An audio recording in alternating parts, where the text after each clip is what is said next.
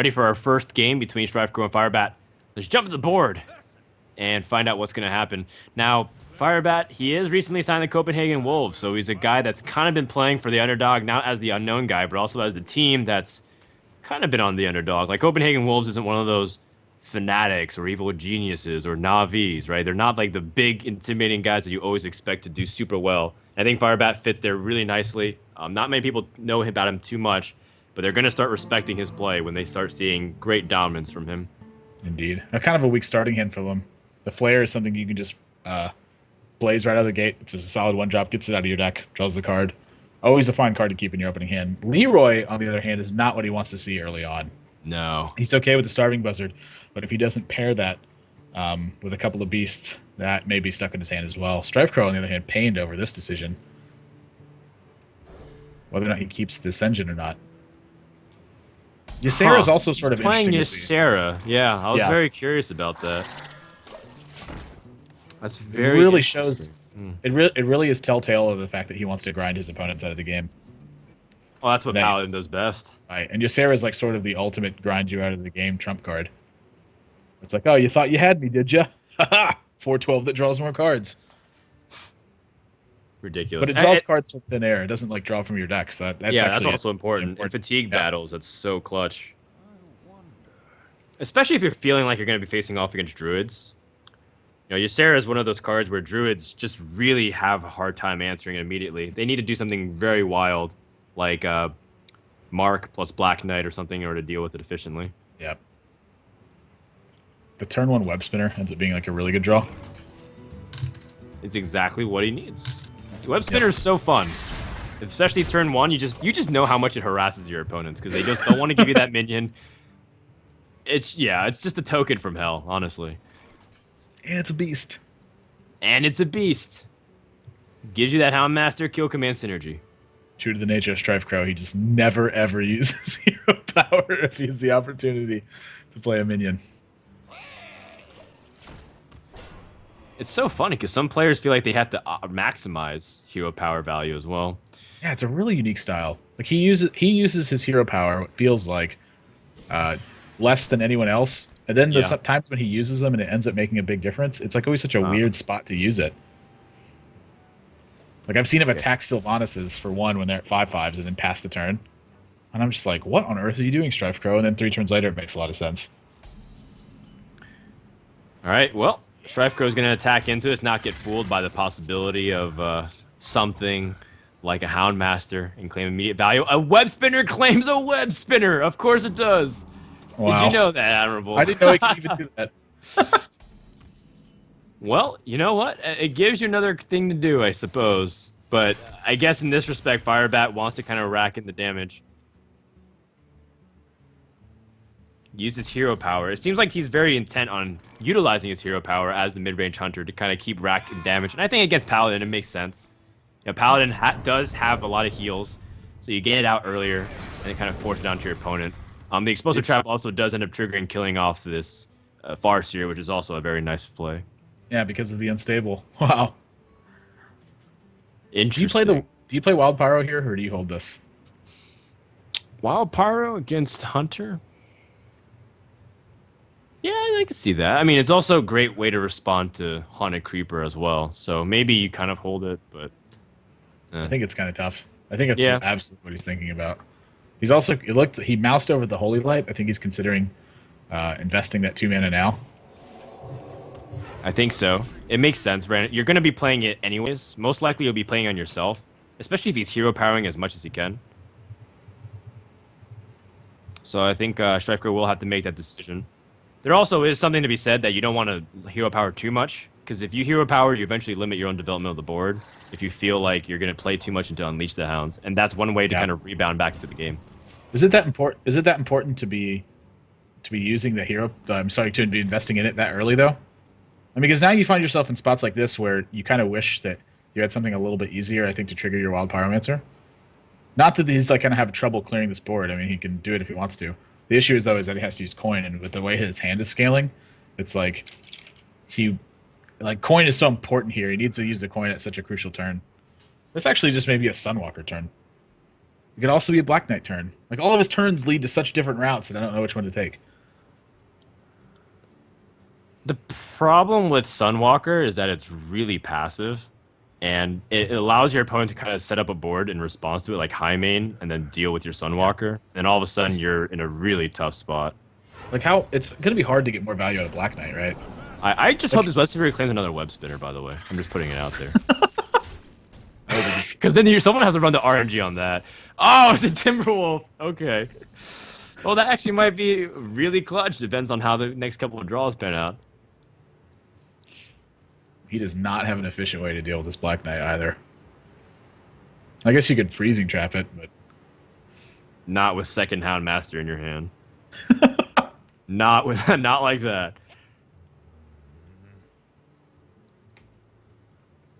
You can't even like go super ham and try to draw on something like Unleash the Hounds. I think the Spiders is your best bet here. You just Houndmaster again? What is it? Set up a 3/4? I don't know. That still makes you really vulnerable to like consecration and stuff. Wow, he's having a really hard time thinking about this too. This is a tough turn. I mean, none of your plays are very appealing.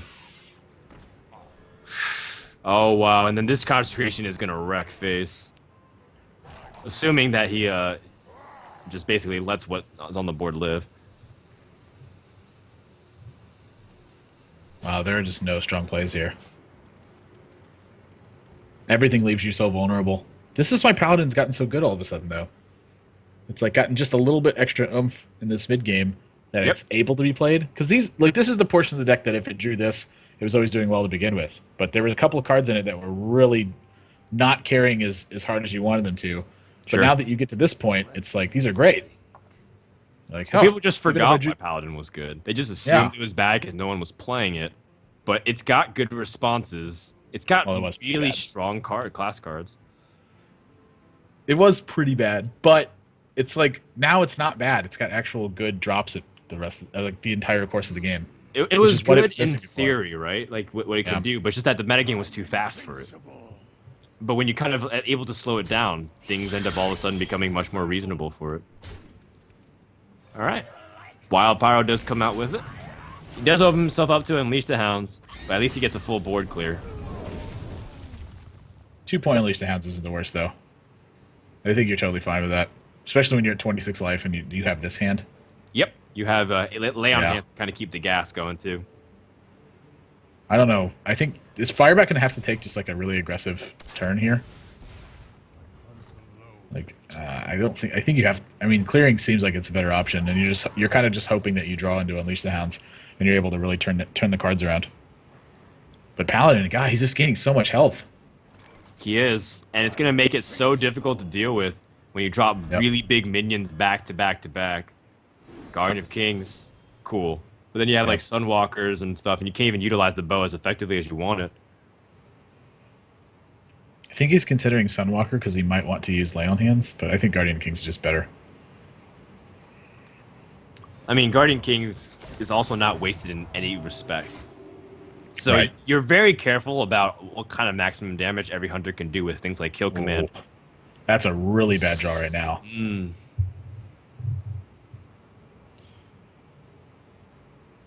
Can you go for it with Buzzard and try to just keep drawing? I don't think so. You only have one draw right now. I think you just have to take 5 damage.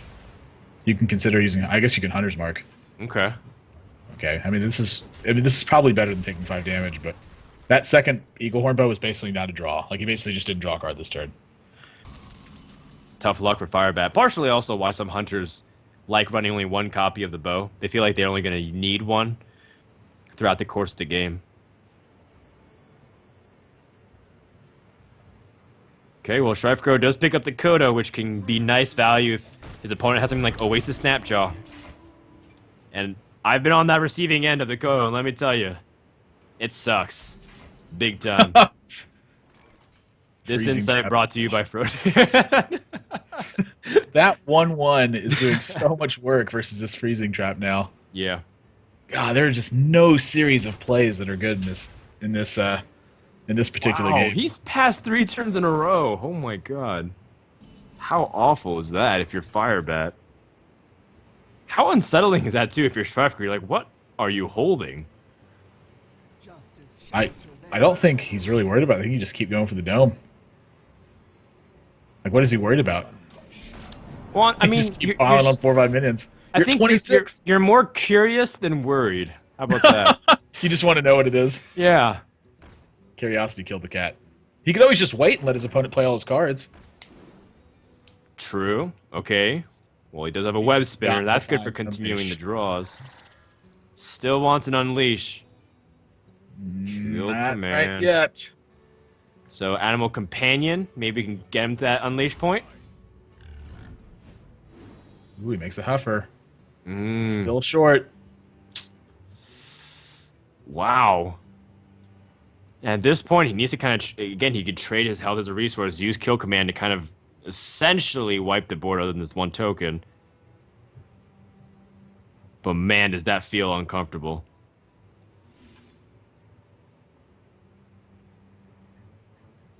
I think he almost, at this point, you're not really left with a choice. You're just basically playing a survival game.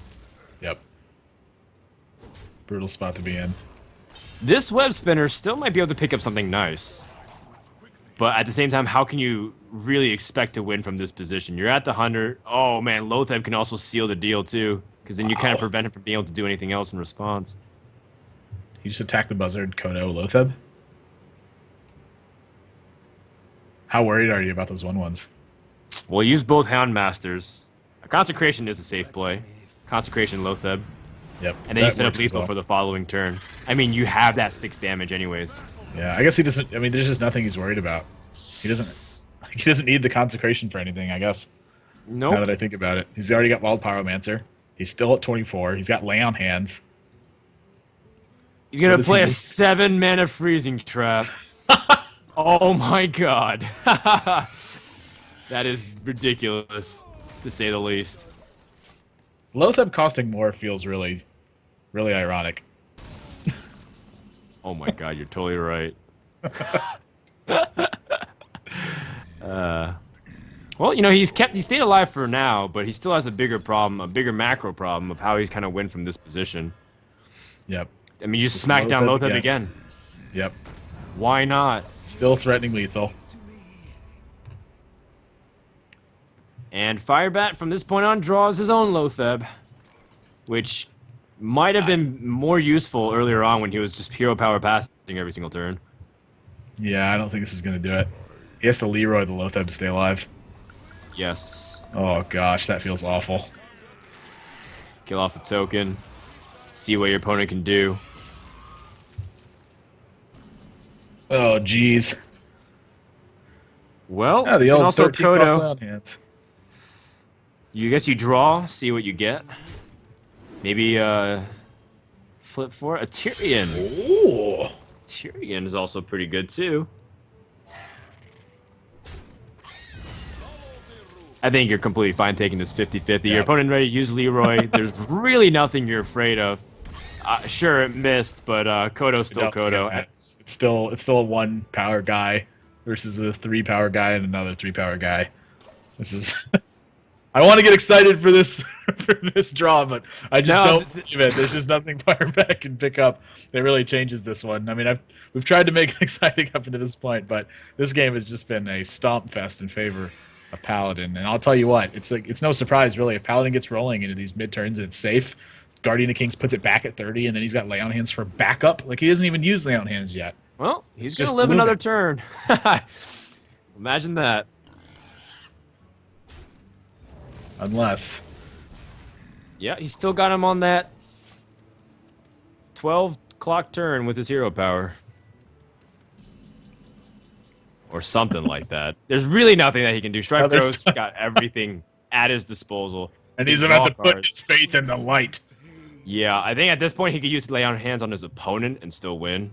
I think if you want to go for maximum BM. Oh, he's going for maximum BM. Wow. Just Hey, you know what? If he just draw would have cards. it would have been over. Why like not? if he just attacked the Acolyte in. Yeah. He's back at 30 health. You know, I have never seen StrifeCro be able to like burst his opponent because Paladin still has some ability to do damage, right? With weapons, with something on his board, with something like Avenging Wrath. But I don't even know if he runs Avenging Wrath. In which case, I guess he doesn't really have the option to burst, but Paladin can sometimes. And yet, StrifeCro is winning these games by just playing it old-timer style, just never allowing his opponent to be able to grab any kind of advantage whatsoever, systematically taking out the board.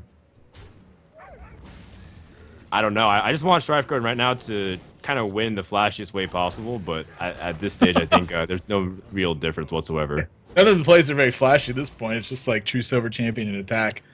Maybe he'll clear his board first. Maybe draw something to clear it. Yeah, that's just going to do it. Game 1's going to go over to StrifeCro finally. In this grueling battle of Paladin healing turn after turn after turn and playing big threat after big plays with things like Unbound Elementals and Feral Spirits and Azure Drake providing a little bit extra oomph in the spell power, and then Fire Elementals. But that's just, it's so rarely, I feel like it's so rarely happening in this matchup.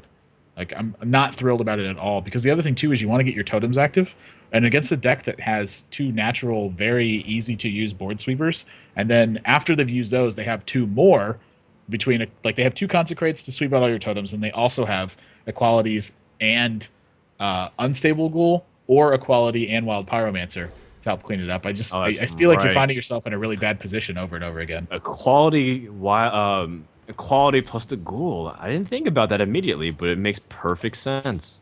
All right. Well, Firebat also kept the Azure Drake, which is an important keep. Again, this game can also be about the card advantage, right? Because more cards means better options to utilize removal or how you kind of address the board in an optimal way, which allows you to play more efficiently, and as a result, just win the game based off momentum. Right. So Firebat making an interesting choice. He's going to use his hero power to coin out a totem, which isn't always the most common play. What do you think about this? I think I've certainly done this before, and sort of my goal behind it is my hand feels like it's really bad, so I just need to get stuff rolling. And I think that's exactly what he's doing. I'd be surprised if he made a totem before attacking here, too. I think he wants to make another 1/1. Oh, I'm wrong. Well, he has Feral Spirit, so his next turn seems pretty clear in that respect. Yep. This has got to be a trade here, right? Maybe not. Man, I'm off today. Well, I mean, these are the small decisions that these players... it's a stylistic choice, honestly. Yep. Who feels like they're the control player? And a All this lot of stuff times really the adds up. Paladin really does. Yep. I feel like in this matchup, it's a little bit... It means a little bit less because your opponent has incidental healing, if that's what you want to call it. Like, True Silver Champion's usually going to be attacking no matter what anyway. So he's just going to heal up to 30 and then continue to go down from there, so I'm not sure the damage even matters. Most likely not, but at least he's able to kind of get an advantage. It ended up trading anyways in his favor. He was also hoping for something, maybe like an ability to kind of address the Acolyte, but he's going to use the Earthshock immediately. You know, the other thing to note, too, is that it does open his opponent up to being able to make mistakes. Like, say, StrifeCro decides to attack back for 1, and then he's able to make a 3rd totem. The 3rd totem's either going to be Healing Totem or Taunt Totem.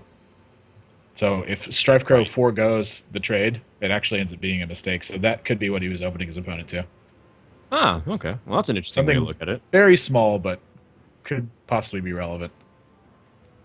Well, you never know until you try. I don't know if it would work against someone like StrifeCro. He is more of that defensive player. He can make those defensive calls when he needs to, but he also can make those aggressive calls. I think it's kind of case by case. Firebat picks up the Nerubian Egg, a card that shows lots of versatility in Shaman recently. How versatile is it in this position? Yeah, his opponent just played spot. second Acolyte. Yeah, this feels like a really weird spot to me because you don't want a Lightning Bolt, but you don't want a Rockbiter because you just picked up the egg. But you don't want to let the Acolyte go through. It's this is sort of like a damned if you do, damned if you don't spot. Yeah, lose. And I think he's just going to commit to this and remove the Acolyte with the Rock Fighter. I think this is his best option. Huh. Firebat's like one of the first players to admit his mistakes very commonly. If that's even a mistake. Is it a mistake? Maybe he's selling it like it is, but it's not. You saw the look on his face was a little bit pained. I mean, he's going into an overloaded turn next turn, so it would make a lot of sense to use Lightning Bolt. I can't think if he played that out of order of some kind. Like, there's only 2 ways to play that turn: Feral Spirits and Rockbiter, or Rockbiter then Feral Spirits. Either way, I don't think it makes a difference. it doesn't make a difference. So The order. it Oh, might. he could have used it on one of his totems and taken 1 less damage, because the healing totem is going to heal it right back up to full. That is completely true. Missed it. All right, well, Firebat now picks up the Haunted Creepers. Let's see. The Ruby Egg you want to get down as soon as possible, because what it does against Consecration makes you more resilient to the AoE. So you want to push it out as soon as you can. That Belcher, though, is going to do so much work. Yeah, this is a looming presence. One of your wolves is going to bite the dust, but the other one's going to get healed.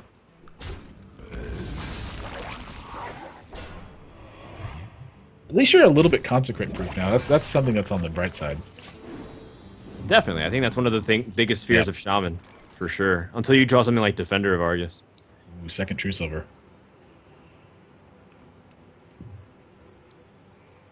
True Silver is also generally pretty decent. A lot of the mid-rangey creatures, like Shaman has some 5 health creatures, but you usually have an ability to take out almost anything with the True Silver champion plus tokens and whatnot. So Yep. it is very versatile. StrifeCro, no options other than attack the face, healing totem. Doing a little bit of work here. Ooh, a Flame Tongue totem finds its way in the hand. This is almost certainly a Doomhammer or an Azure Drake turn, though. I cannot imagine doing not one of those plays. Is he But afraid this of is where- something like Harrison Jones? I wonder. Well, if he's afraid of something like Harrison Jones, now is the time you need to use their Doomhammer to give your opponent less chances to draw it. Sure. This also is a really strong board development card, because now he's been going into 5 mana on the next turn, so he'll still be able to play Azure Drake, and Doomhammer's already been developed, so this is going to start countering these 1/1s and any little minions that he's going to play afterwards. He also feels comfortable using his life total as a resource, because this Paladin deck isn't putting a lot of pressure on him, and he's seen enough of it, and I think he expects enough of honest play from StrifeCro that he's not going to see something like a Leroy Burst combo. No. That's pretty ridiculous. Some people have tried it. I think even Well, for a while, Yeah. I think it was necessary, because everyone was like, no one was running taunt minions, and Yeah. you needed to get to the end game, and then Leroy with Blessing a of Blessing Might. of Might, and then a Faceless Manipulator. That was, I mean, it was 18 points of damage. It's not that it's bad, but Paladin is one of these decks that, like, its burst combo doesn't function as well as just actually being able to choke their opponents out of the game. Like, it's a war of attrition as far as they're concerned, because so many of their cards just have natural healing on them. Like, you look at, they're able to use 2 copies of Holy Light because they get so much value throughout the course of the game. And then you tack that onto True Silver Champions, Guardian of Kings, and Lay on Hands, and suddenly, how much healing is that? 4, 8, 2 Holy Lights, that's 12 more, that's 20, 28 from Lay on Hands, and then 6 more. He's got 34 points of healing in his deck. So, like, there's no reason to have a burst combo. You can actually just grind them out. Speaking of, like, grinding and playing slow, StrifeCro is just hero power passing. He doesn't feel comfortable whatsoever. He doesn't have any board clear AoE. And now he's going to use, most likely, to take out his Drake. Maybe re-equip a True Silver. But at that stage, he's playing this super slow and very patiently. And it makes sense. Shaman's not exactly pressuring him back.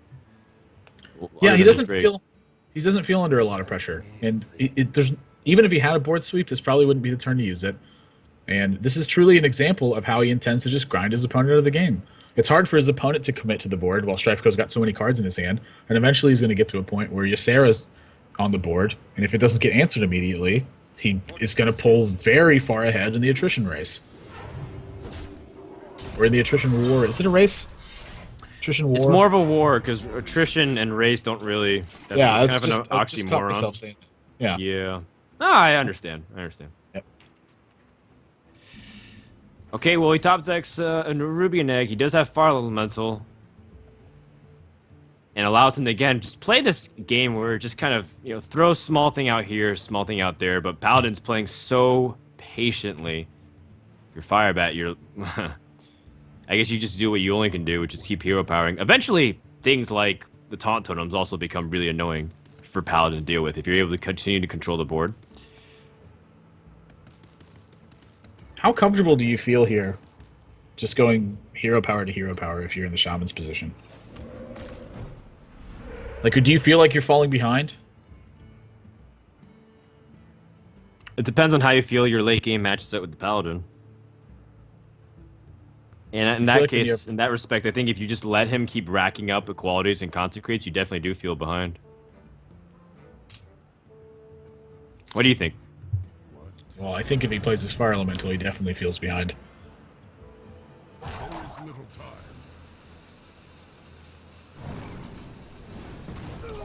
What's it going to come up on his opponent's turn? Maybe he's expecting something like Guardian of Kings. Sunwalker top deck. Of course, we know the reason why StrifeCro hasn't been playing anything, because he hasn't been drawing much in, like, questions. He's been drawing answers, right? Right. But that's the nature of this deck, is it wants to be responsive, and it feels comfortable being responsive because it has cards like Sludge Belcher, Sunwalker, and lots of heals. Super reactive to everything. I don't think dropping something like Ysera immediately is wise, because then you're asking your opponent to start picking up value and card advantage. Well, now he's got to start thinking about how he actually takes care of everything. This wouldn't surprise me to see this at all. So if you see Wild Pyro with Equality, and then it's followed by Aldor Peacekeeper on the 4/4 and Hero Power. Ah, that's right. You could also just use a True Silver charge. So he doesn't even have to use an Aldor Peacekeeper. Okay. Well, I kind of assumed that maybe he wanted to play an Aldor because the Fire Elemental just came out. So it's one less removal options directly on it. I also thought that maybe he was going to employ Humility instead, but I guess Humility makes for a very versatile combo for when you inevitably draw into, like, Kodo. Yeah. Humility also is good to save because it doesn't put a 3/3 on the board, and because it also functions with Wild Pyromancer. Right, that's why I thought he was going to use Humility in respect to do, like, a double board clear with, I don't know, something like Holy Light, but it seems like his way was just a little bit more directly clean. Makes sense. Yeah. I just like saving quality as long as possible. But yeah, well, I don't know. I'm not sure. I know it's important in this matchup, but I'm curious how important it is. Like, it really shows that when he uses Equality there instead of using an alternate clear, what it tells us is that he's more practiced in this matchup than we are. So he understands exactly how much damage he needs to push through in the end. I think that's coming into his decision a lot. And now he's finding himself a little bit short, though. This is sort of the turns that can get scary for Paladins when they don't have a way to start swinging the board. Absolutely. Shaman can kind of handle the first board clear pretty easily. You know, you just totem up Feral Spirits, something equivalent to that, maybe even Defender of Arcus, and then you're back in it. Right. It's just when you repeatedly clear Shaman, that's when they struggle with, because just look at the reload of what Firebat has. He has, responses and ways to boost his board presence with something like Flame Tongue Totem. That's not exactly the best way. So if StrifeCro has something like Consecrate to kind of continue on the pressure, it would have been bad. He's going to go for the Ysera before his Sunwalker. And we'll see what he's going to draw. Ysera Awakens. I can't even begin to describe how much of a bad day Shamans will have. Picks up an Emerald Drake, which still isn't bad. A 7/6 is nothing to scoff at right now. With a deck with limited late-game threats with Paladin, because it's so responsive to everything with double Holy Lights and whatnot, I think Emerald Drake's not bad at all. Yeah, I agree. It's similar to the way, like, a Priest functions, where Priest isn't exactly throwing out that many big, intimidating threats. It's the fact that if they add any more threats and they still have the responses, then Priest becomes really deadly. Which is what makes Thought Steal such a key card.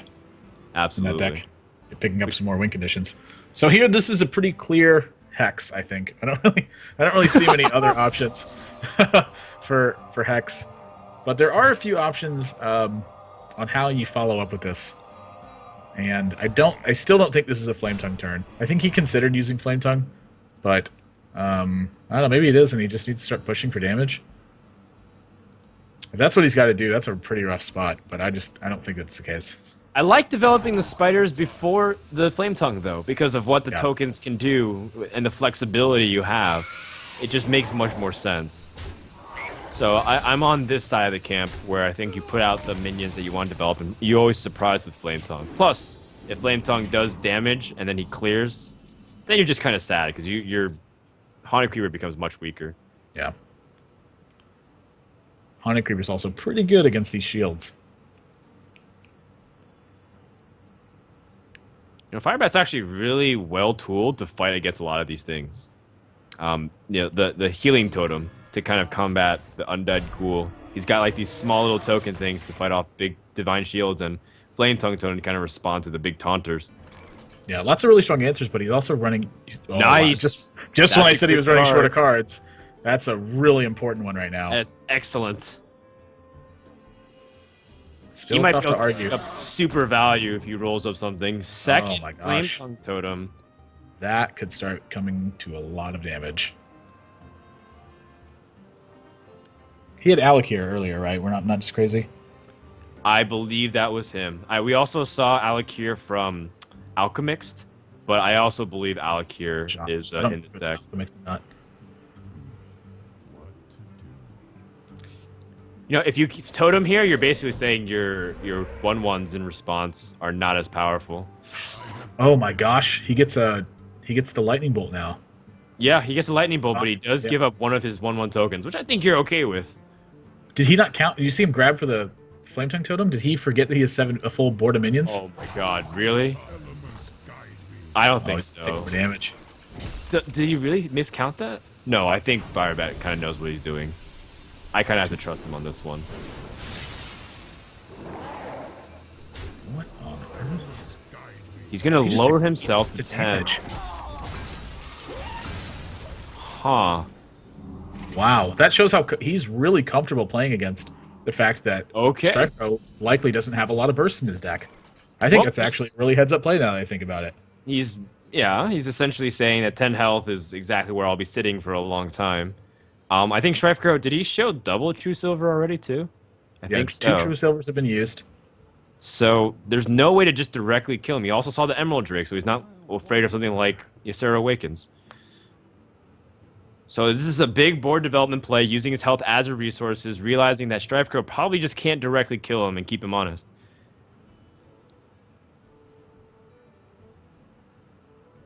And StrifeCro is sitting at a high enough health, but there's a lot of opportunity for his opponent to just start racking it up to him. This is a really tough. This is a matter of the entire board versus the entire hand, and I'm not sure which one I favor at this point.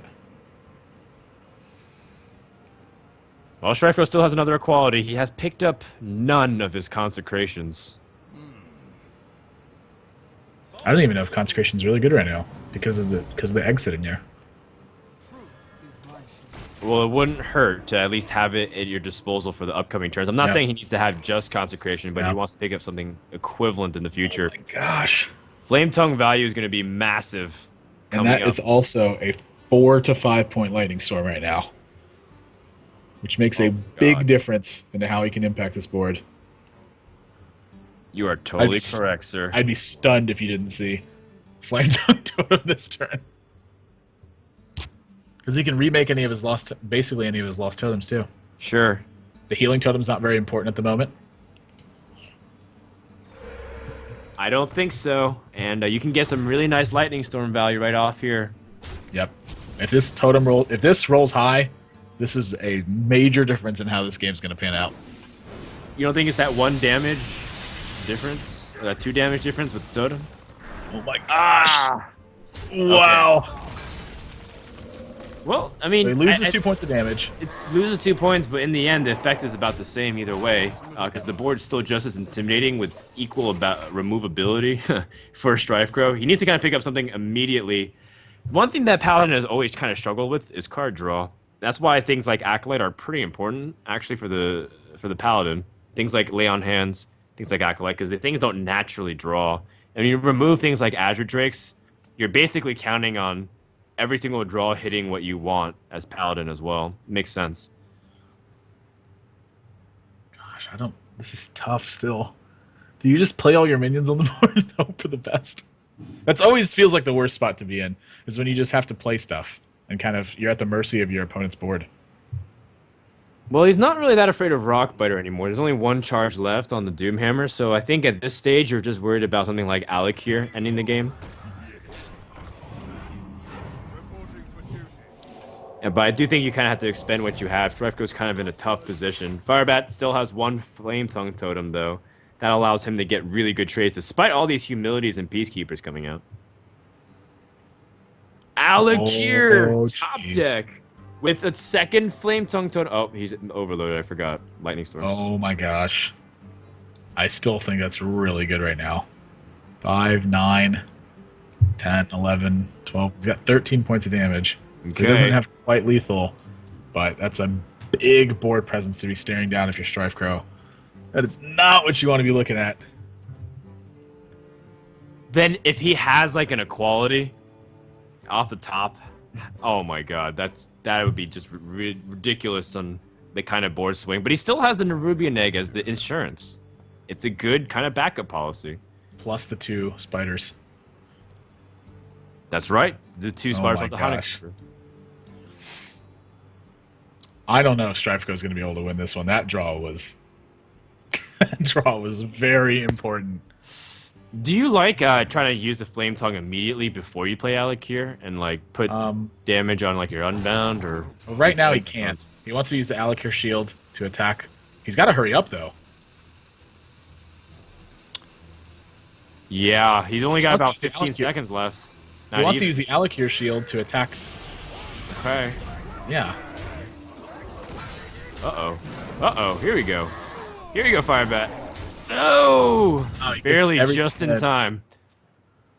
Okay, what's he going to be for StrifeCro? Needs to pick up something big. Tyrion is a big minion that he can kind of address something with. Oh my gosh, and then 2 you know what? Tyrion gets the game. I like playing Undead Ghoul here, because if you draw into a quality, it might be exactly what you need. Because even if you draw a quality, you need a way to proc it to follow up. I think you can't play it right now because they're both gonna have taunt, so you can just kill the unstable ghoul and it's gonna proc the shield on your Tyrion. I think you just have to play Tyrion to make a token or Holy Light yourself. And he's counting to see how important it is to Holy Light himself. I think he's got to do that.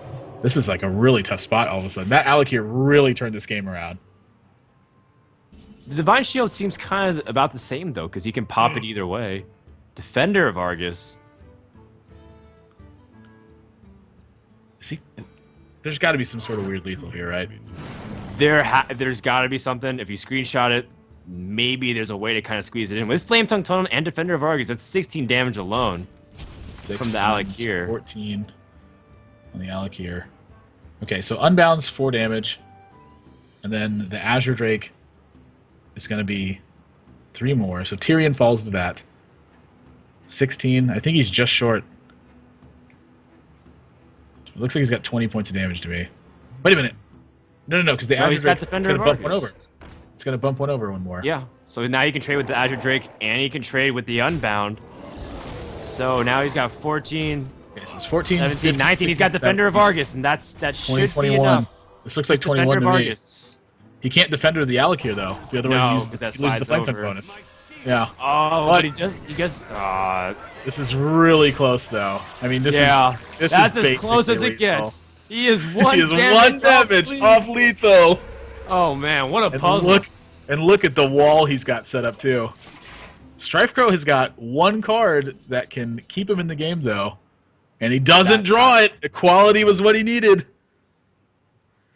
How do you even follow up on equality? What do? You equality and then you play equality, play the ghoul, and then pass. I think that's about it. All right, well, StrifeCro is going to concede this game for good measure. He has nothing he can do. And we're going to game number 3. Here is an additional 2 series and a half. and that's like really, really good insurance to just kind of push through at this point. So neither guy wants to lose. We're going to go straight to the mulligan screens where StrifeCro and Firebat have turned the lights off and gone into hardcore gaming mode. We see the Hunter for StrifeCro in response to the Shaman. Hardcore gaming mode. How often do you go in that mode? Do you just you're like, you know what? I'm just gaming. I'm not paying attention to anything for the next 16 and a half days, and I'm just gonna game the rest of the time. I'm a lights on kind of guy. I think it hurts my eyes too much to have a really bright screen in front of me. I use Flux. I turn on the lights, but then again, I have some of the worst eyesight that you'll ever meet. Like I don't think I've only met one other person in my entire life who's had around the same kind of poor eyesight that I have. What's flux? Flux is a gamma adjustment for your screen, so that way it's not too bright. It adjusts based off the time of the day, so that way, if it's bright outside, like the sun's still up, then it makes it brighter. If it's dark, it tints it. Huh. Anyways, look it up. It's good for your eyes. Meanwhile, we have double Haunted Creeper starting off, and this gives a lot of flexibility for StrifeCro because he does have the double Houndmaster with the coin, but he also has that Oasis Snapdraw, so choices right off the bat. Yeah, I think this is gonna be. I don't know. It actually is kind of tough now that I think about it. It does seem like a really good Snapjaw turn, but it seems like a really good Houndmaster turn too. You can't quite pick off the Unbound Elemental, which is the major concern, though. The problem with playing Houndmaster is you open yourself up to something like Lightning Bolt, and then powering up the Unbound. So I think in this respect, now that Unbound's out, Oasis Snapjaw seems like the right call. It's kind of tough, though. I have to admit. It isn't as clean as it might seem. It does seem really weird to be playing Oasis. Every time I see this card, I'm always surprised by it. You're really? Every time you think about it? Just a 2/7, really? I mean, the stats relative to the mana, it fits the bill. 9 stats for 4 mana, right? Isn't that why we we laud the Yeti? A very weird allocation. Oh, look at this. He's just going to start crashing right into the Unbound Elemental. Weird allocation. What if you see like a 1/8? Or even, what if you see like a 0/9 Shield Bearer type card? How much does 0/9 Shield Bearer have to cost before you play it? I have no idea. Like, do you play a 3-mana 0/9? That seems almost too good to pass up for like Control Paladin or something. Too good! Oh, man. How do you power up this Unbound? Because you want to kind of use it with the Lightning Storm. That Lightning Storm looks awfully appealing right now, but that might be a trap. Especially if you roll low. Oh, gosh. This is some of the RNG that oftentimes scares players away from playing the class, where they feel like they could just get away with something playing like Druid, which is a little bit similar in concept right off the bat, where you try to use board development and kind of push for gradual increase. So at this stage, Firebat might not feel comfortable rolling for that RNG immediately, especially because it messes up his following turns with Azure Drakes, etc. Right. If he doesn't kill the 4/3, his Unbound's just gonna die. It's just the but brand if he new does game. kill the 4/3, his Unbound lives. I imagine he's just gonna be crashing the Unbound right back into the Spider. That's what I think is gonna happen. I think so. You pick up that ability to kind of answer the Houndmaster as well with some future cards. I think you have to kind of pave the way for your curve to fit in. Your Azure Drake continues your card draw, which is important because you don't really have a lot right now against Hunter, who has 6 cards in hand. Yeah, I would definitely favor not Lightning Storming the last turn. I keep thinking about ways to justify Lightning Storm, but at the end of the day, it's just a 50-50. So you probably shouldn't do it. All right. I do like Oasis Snapjaw here, though. I didn't think I'd ever say that. Well, there's a first time for everything. Wow. 2/7. Like, what do you even do to this thing? Normally, you wait for him to Houndmaster and then you hex it. That's like the best way to kind of respond. Because that 4/9 usually just does so much work against everything Shaman has. Firebat will probably dig for answers, though. His hand's not looking that great, barring the Fire Elemental. One thing always in the back of your mind is how good your opponent's Unleash the Hound are going to look, too. Right. Oh my gosh, I wasn't even really considering that. All you do is smack one of those Haunted Creepers and it's like 5 cards. Yep. Right there. Disastrous. The other thing that sucks is that this Houndmaster has now basically gotten a 2-for-1. It's just going to attack right into the Drake. So your opponent's getting a lot of like board value out of this Houndmaster. It's adding up to a lot of pressure. Well, I guess the Drake pays for itself, so not 2-for-1 directly in that respect. Wow, but speaking of Houndmasters, Yep. So this is actually even a bigger swing of the game now, because For even a something like lightning Hex, storm. well, Hex isn't even that big, but now Lightning Storm is looking awfully appealing. Oh my gosh, ay caramba! The choices. Because if Well, you you can Lightning just Storm this turn, ah. it's like you have to roll high to be able to kill the tortoise. You have to roll high to kill everything. I mean, Oh, ideally, just pick your RNG, just roll this high is on rough. everything. That's This is awesome. probably just a fire elemental turn. It's probably a lot simpler than we're making it out to be. Sure. But I his mean, you damage is going to start killed adding up. I everything. mean, he's looking at 10 damage next turn. Plus whatever's in his hand. Right. In fact, if he fire elementals and it's a Leroy kill command, that's actually game. Yeah, that would be a really rough This spot to could be. also just be game 2 if he rolls low on everything. I Or don't even know, just he's rolls... on- Yeah, he's okay. actually... He needs his opponent to really not have a strong sequence of spells here.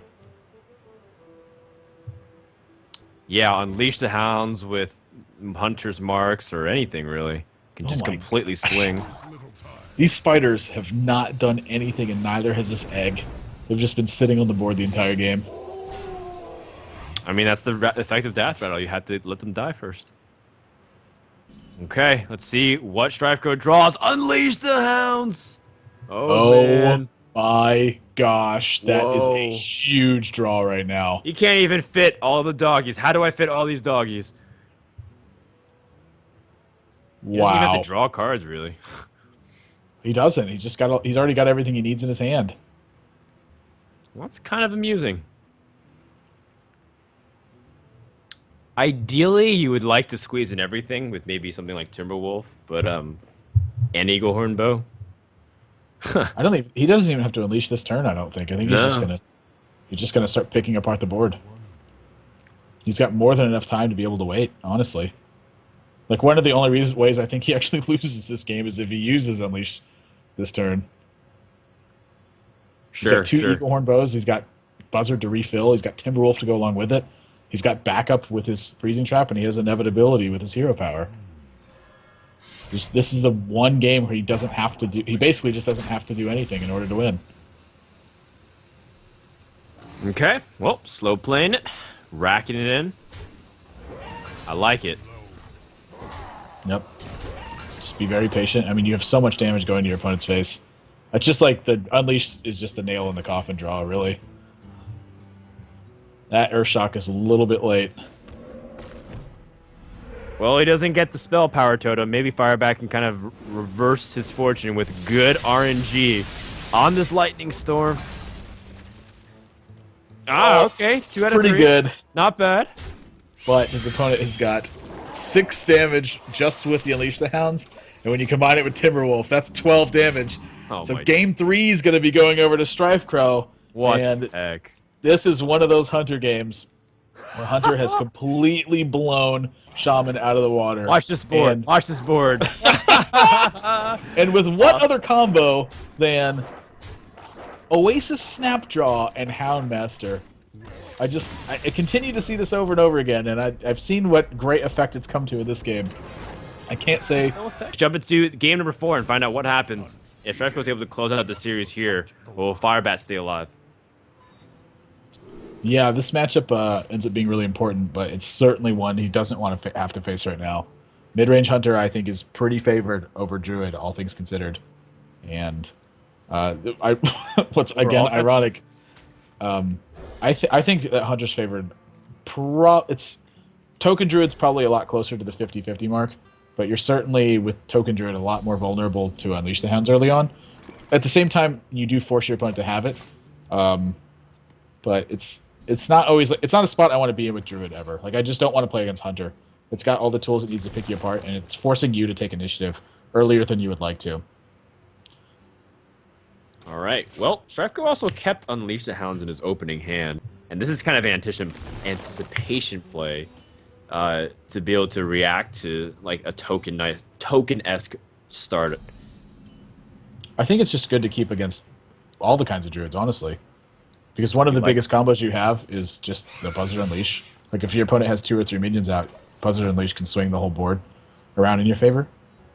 with how favorable Hunter's Mark trades for you. And then at the same time, it forces your opponent to react and gives you initiative on the Savannah High main turn. Wow. Turn 3 Cairn. Am I reading this correctly? Well, this is one of the spots where I think Druid can do okay. Oh, wow! A freezing trap. Wow. That is disgusting.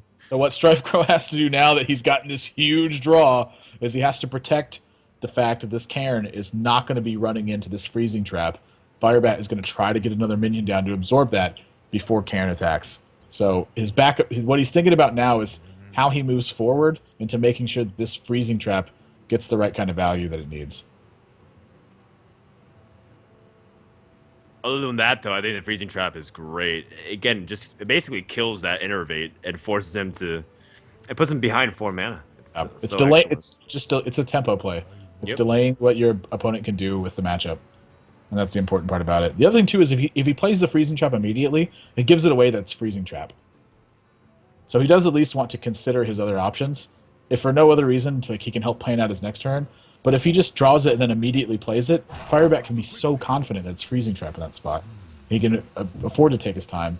But it looks like StrifeCro is actually genuinely considering other things. Yeah, I agree with the freezing trap. What benefit do you have to like? I think Animal Companion is inferior in almost every respect. So what benefit do you have to coining out the Oasis Snapjaw? I think it's just the threat of Houndmaster at that point. So it's how your opponent interprets the fact that you just coined out an Oasis Snapjaw more than anything else. But the other things you have to take into consideration is how powerful Wrath and Swipe are when those plays come about. So it's probably just worse. But I think the major consideration for it is that he doesn't want his opponent to know outright that it's freezing trap. And now Firebat, I mean, he gets the news. He's pretty aware that it's freezing trap at this point. And so StrifeCro is going to have to fight really hard to keep this freezing trap on the board. And that Cairn is the only minion out. All right, StrifeCro gets, well, the Timberwolf. That's not exciting.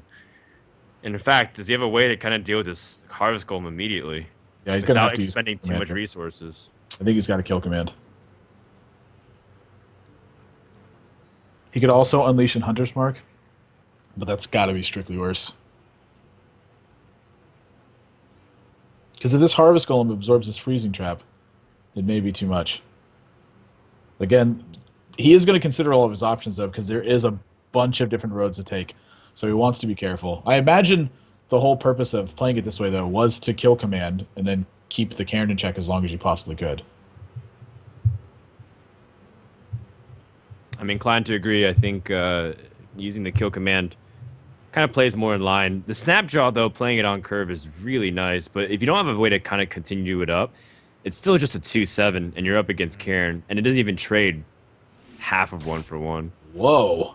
Wait, he's going to freezing trap the Golem. Yeah, that's a really strange play. That's creative. Huh. Why on earth Okay. would he do it that way? I am very confused right now. But I think, isn't that just the reverse of what he should have done? Yes. Like, he can very easily, he can just keep the Cairn in check the entire game.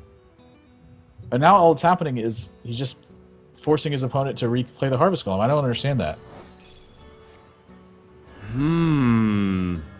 My brain is wrinkled like 4 times over. There's a lot of wrinkles in my brain already, and I'm just kind of confused.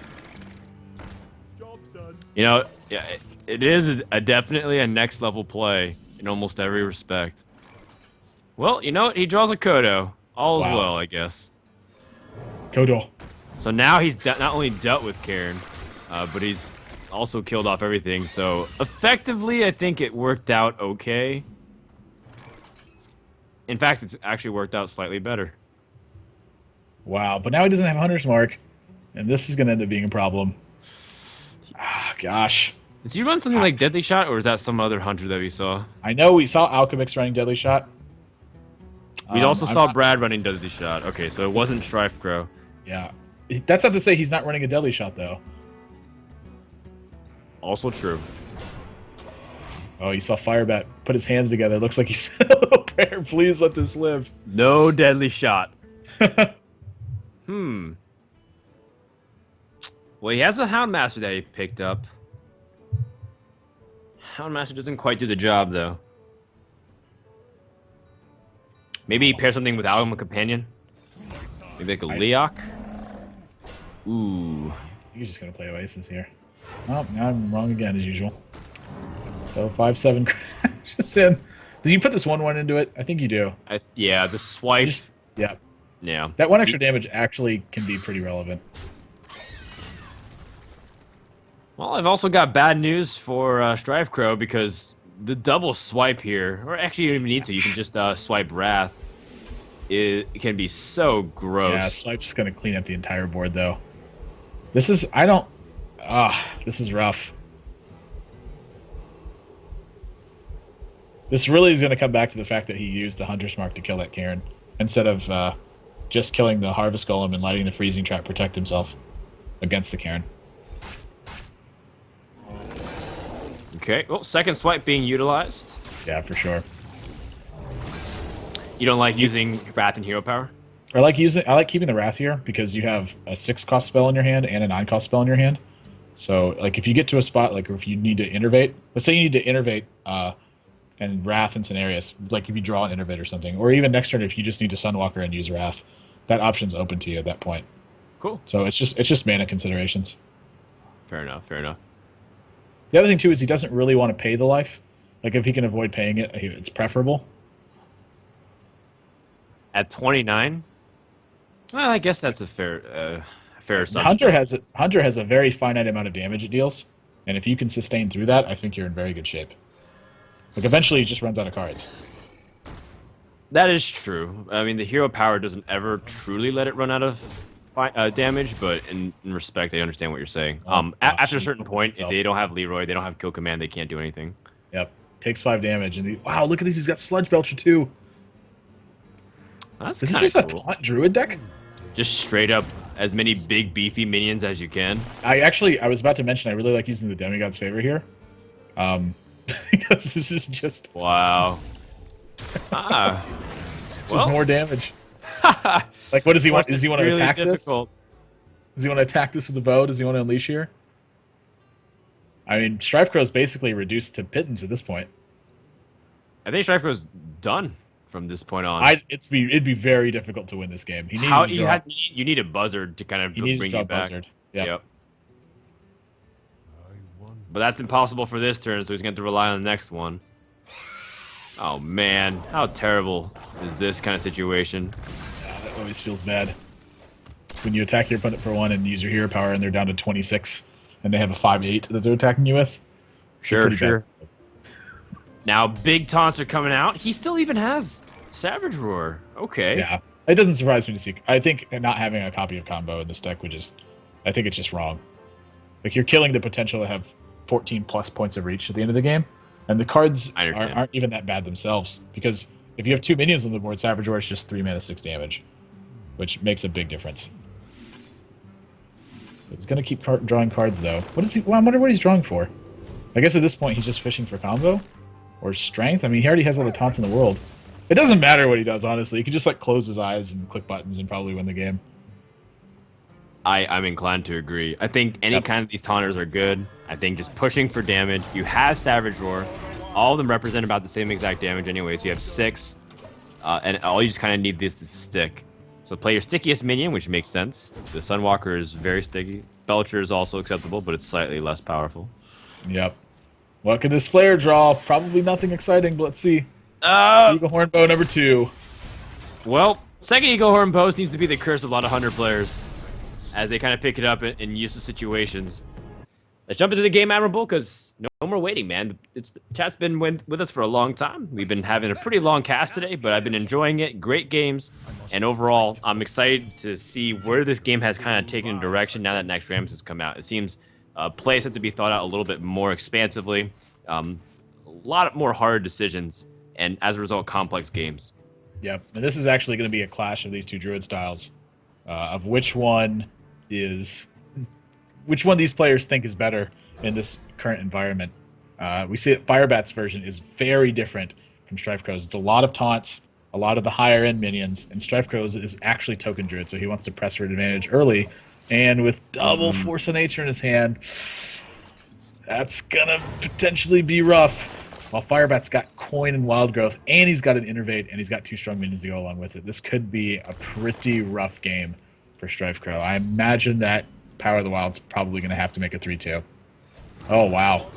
Okay, I'm just wrong. Maybe you're just never supposed to 3-2 this card, and maybe that's where I've been going wrong with Token Druid. Because I just make too many 3-2s. That's right. You said that you personally struggle with this and you like the mid-range much better. I don't know. So Token just doesn't work out very well for me, and I probably, after watching this, I've seen very few 3-2s made, and that could be one of the places where I'm actually struggling or doing the worst. Okay, well, StrifeCro, with one of the slowest starts you can possibly imagine, looks like he doesn't have anything to play until turn 5. And Firebat's just going to take this opportunity to, why not capitalize? Wow.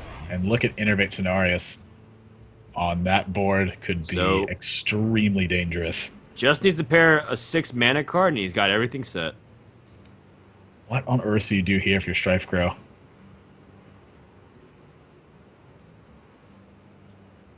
Huh. Do you think he's supposed to 3-2 this game? Like, take it. I want to talk about how different this game pans out if he makes a 3-2. His Harvest Golem attacks into it. Right, the Harvest Golem would be gone because he could use his hero power the next turn. And then on the turn after that, you're facing down just the Sen'jin Shieldmaster. Like, how much worse does it feel that your opponent has Harvest Golem and Sen'jin versus just having Sen'jin? This is going to add up to a lot of damage over the course of the next couple turns. Like, he's going to have to set up swipe. Oh my gosh, he's digging for something. Ah, yep. Well, that is nice to get. Finally gets a minion, but I don't think it's what he needs right now. I don't even know what he needs. It takes heat away from him. I don't know if it does. I think Firebat's got such a large initiative on the board that he has the liberty to just ignore his opponent if he wants. Like, I wouldn't be surprised if this charges right down the middle. I think if you're playing the Taunt Druid, though, you're not nearly as aggressive. You just kind of like stall out the Token Druid as much as you can. Sure. Force a bunch of removal being pushed out. So I don't think you even need to. You're not even that sad if this Black Knight comes out like really early for some reason. This is something to note. This is one of the turns where Black Knight wouldn't completely swing the game out of control. So he can justify risking using a 4/6 to taunt instead of using a 4/4 to charge. So the 2 extra points of health can potentially end up being a lot here. But at the same time, he is missing out on quite a few points of damage, which it tells us 2 things. The first one is that, again, as we were talking about, he feels comfortable risking it against Black Knight in the next couple of turns. And the second one is that he feels very comfortable also fighting a long game with his opponent. And rightfully so, his opponent's playing Token Druid. I think so. You take their time, you play defensive, force Token Druid to expend all of their resource in it. At the same time, StrifeCro has been accumulating such a big hand because he's been, for the most part, passing or playing extremely small amounts of his cards. I'm trying to look at how he's going to be able to expend this over the course of a few turns. Yeah. It's going to be tough. This is one of the reasons I think I would have favored charging, by the way. Your opponent would be at 21, and you're looking at 9 points of damage on the board, plus 8 from Savage Roar. Like, you have 17. Oh, geez. And now StrifeCro is not even going to be having the liberty of taunting up should he draw one. Well, this looks very nice for just a board clear and get ready per Cenarius. And then what happens is you drop this Sen'jin. Cenarius comes out the following turn. You give it all +2/+2, and you reap the benefits and profit, and you weep in the glory of the entire board. No matter what, he's going to be a little bit of a victim to swipe here, I think. So he's going to lose 2 of his minions, but I don't think that's the end of the world. Yeah, I think so. I think you just kind of pan it out. And even so, you're not expecting all of these to survive. That's a little bit too optimistic, granted the size of your opponent's hand. Right. Is he potentially going to be losing more? Like, if he uses Wrath on this Harvest Golem, he can clear 3 guys, I guess? It still doesn't seem very appealing. He can just follow up with Force Nature on the next turn. I don't think it needs to necessarily be Wrathed. But it'd be nice to clear it out of the way. Hero power is not relevant this turn. No. Argent Squire's not pulling any weight. The only thing Argent Squire does is it sets up a better Power of the Wild the following turns. But you most likely want to be dropping things like Ancient of Lore anyways. I think if you're dropping Ancient of Lore, then setting up for the cleanest board possible might make sense in this respect. Okay, well, He's really StrifeCro thinking is of really these thinking routes. it over. Exactly. This is a tough spot. Well, I think this Yeah. makes the most sense, granted the Ancient of Lore turn following. I think so too. It's kind of painful to do it, but he's taking control of the board now, which is really important. Or he hasn't taken control of the board, but I'm sorry, he's put the board back under control. It's not just like snowballing way out of the way now. Right. So now if this if you're scenarios came out to buff 2/2, that was just game ending. right, I still think there's a lot of merit to +2/+2 here, but it's a lot less than it was before.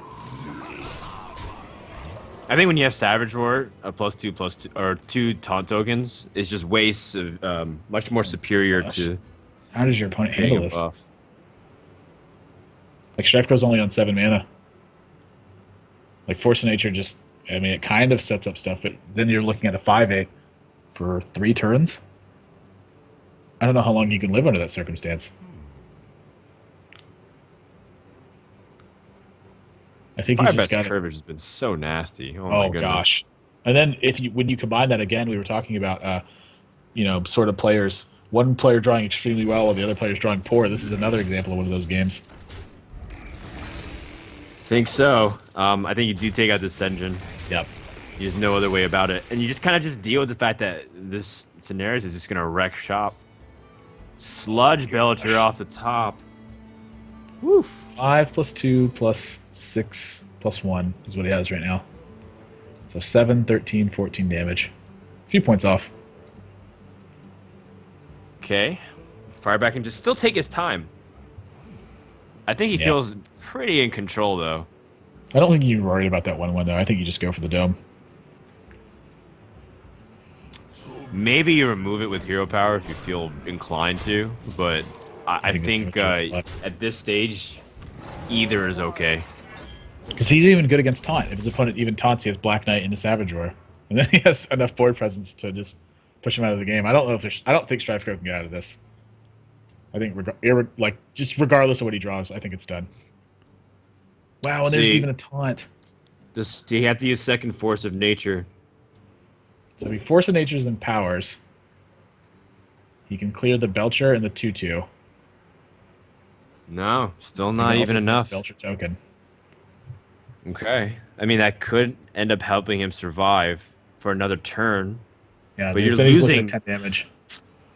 You're losing a lot of your versatility to end the game Yep. in response. Black Knight Okay. really. Oh Black my Knight's the game goodness. up. Yeah, There was that's just- it. But He just Black Knight Savage Roars. That's one way to get the combo out. As Firebat's gonna move on to the winners bracket finals. Kind of the dark horse, but not for a good reason, because this guy has been tearing up ladder recently, and he kind of raises his hand in victory. He's